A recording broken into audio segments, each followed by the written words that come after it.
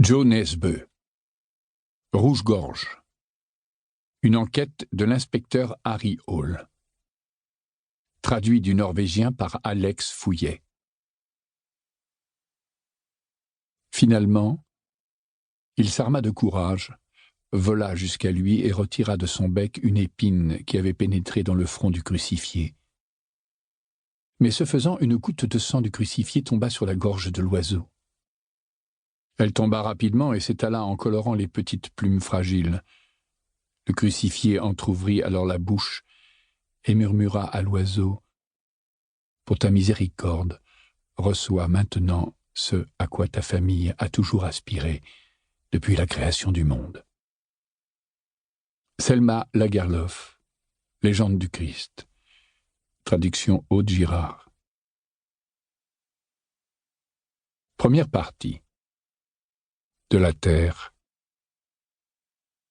Chapitre 1. Péage d'Alnabreux, 1er novembre 1999. Un oiseau gris passa dans le champ de vision de Harry, qui tambourinait sur le volant. Temps ralenti. La veille au soir, quelqu'un à la télé avait parlé du temps ralenti. C'en était un exemple. Comme le 24 décembre au soir lorsqu'on attend le Père Noël, ou sur la chaise électrique, avant la décharge. Il tambourina de plus belle. Ils étaient garés sur le parking découvert derrière les cabines du péage. Hélène augmenta d'un cran le volume de l'autoradio. Le reporter parlait d'une voix solennelle et recueillie. L'avion a atterri il y a 50 minutes et le président a posé le pied sur le sol norvégien à 6h38 exactement. Le maire, d'Ullensaker, lui a souhaité la bienvenue.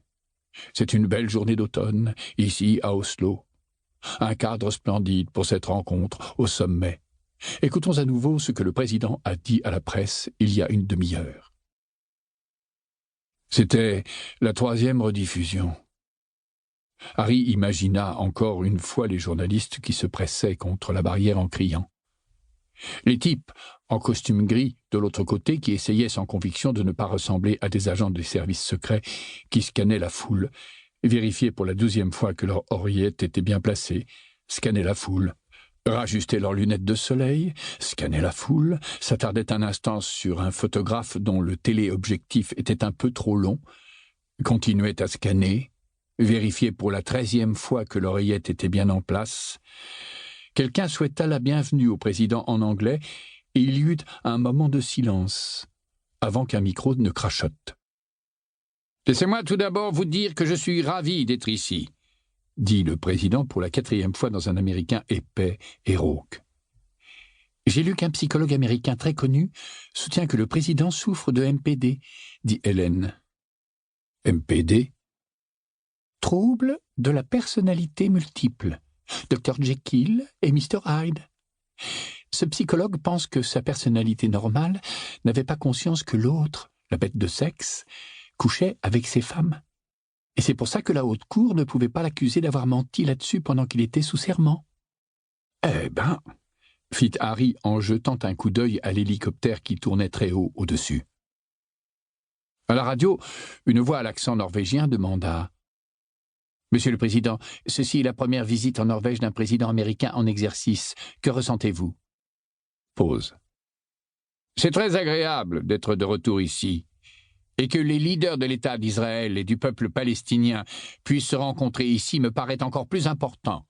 La clé de... Vous souvenez-vous de votre dernière visite ici, Monsieur le Président ? Bien sûr. Au cours des discussions aujourd'hui, j'espère que nous pourrons... Quelle signification ont Oslo et la Norvège pour la paix mondiale, Monsieur le Président ? La Norvège a joué un rôle important. Une voix sans accent norvégien. D'après le Président, quel résultat concret est-il réaliste d'attendre ? L'enregistrement fut interrompu et une voix prit le relais depuis le studio. Nous avons entendu le Président dire que la Norvège a eu un rôle capital dans la paix au Moyen-Orient. En ce moment même, le Président est en route pour... Harry gémit et éteignit l'autoradio. « Qu'est-ce qui se passe dans ce pays, Hélène ?» Elle haussa les épaules. « Point 27 dépassé, crachota le talkie-walkie sur le tableau de bord. Harry jeta un rapide coup d'œil à sa collègue. « Tout le monde à son poste ?» demanda-t-il. Elle acquiesça. « Alors, ça ne va pas tarder, » dit-il. Elle leva les yeux au ciel. C'était la 5e fois qu'il disait ça depuis que le cortège avait quitté l'aéroport de Gardermoen. D'où ils étaient, ils pouvaient voir l'autoroute déserte s'étirer depuis le péage vers Trotstereux et Furuset. Le gyrophare tournait paresseusement sur le toit. Harry baissa sa vitre et passa la main au dehors pour enlever une feuille jaune fanée qui s'était coincée sous l'essuie-glace. « Rouge-gorge !» dit Hélène en tendant un doigt. « Rare en automne. »« Où ça ?»« Là-bas, sur le toit de la cabine. » Harry se pencha en avant et regarda à travers le pare-brise. « Ah oui ? Et alors c'est un rouge-gorge. »« Ouais.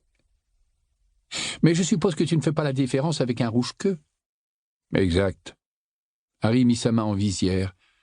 Devenait-il myope ?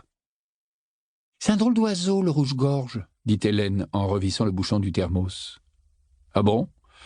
90% d'entre eux migrent vers le sud. Quelques-uns tentent leur chance, en quelque sorte, et restent ici. » « En quelque sorte ?» La radio grésilla de nouveau. « Poste 62 AQG.